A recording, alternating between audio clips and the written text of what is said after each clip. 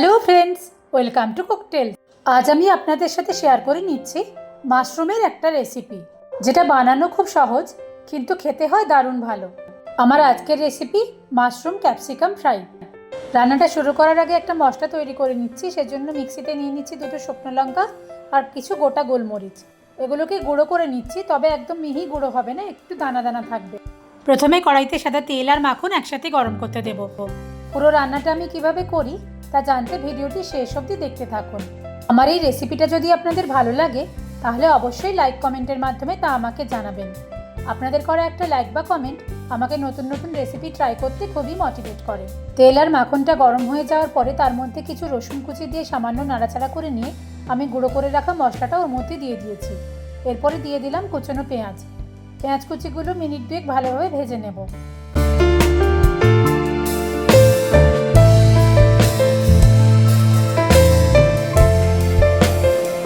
এরপরে কেটে রাখা মাশরুমের টুকরোগুলো দিয়ে মশলার সাথে ভালোভাবে মিশিয়ে নেব।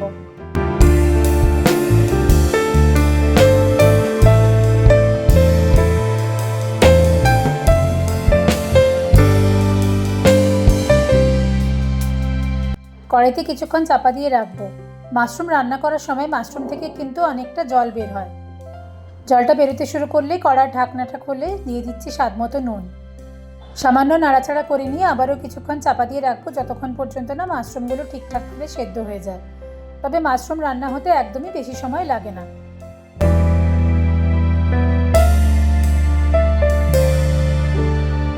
মাশরুম সেদ্ধ হয়ে গেছে আর এর জলটাও শুকিয়ে গেছে। এরপরে দিয়ে দিচ্ছি লম্বা করে কেটে রাখা ক্যাপসিকাম। 2-3 মিনিট নাড়াচাড়া করে নিয়ে মিনিট দুয়েকের জন্য কড়াইতে চাপা দিয়ে রাখবো। খেয়াল রাখতে হবে ক্যাপসিকামটা যেন বেশি গলে না যায়, ক্রাঞ্চি ভাবটা যাতে বজায় থাকে সেটা দেখতে হবে, তাহলেই এই রান্নাটা খেতে বেশি ভালো লাগবে।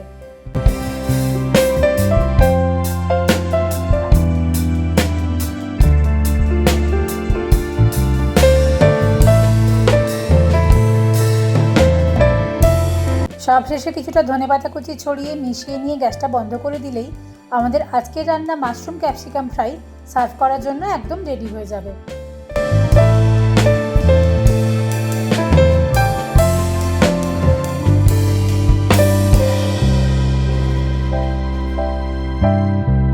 তৈরি হয়ে গেছে আমাদের আজকের রেসিপি মাশরুম ক্যাপসিকাম ফ্রাই।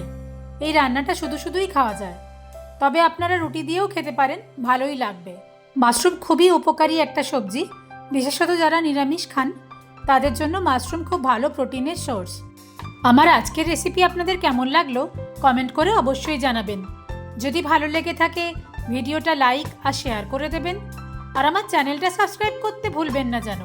খুব শিগগির আসছি নতুন রেসিপি নিয়ে। টাটা।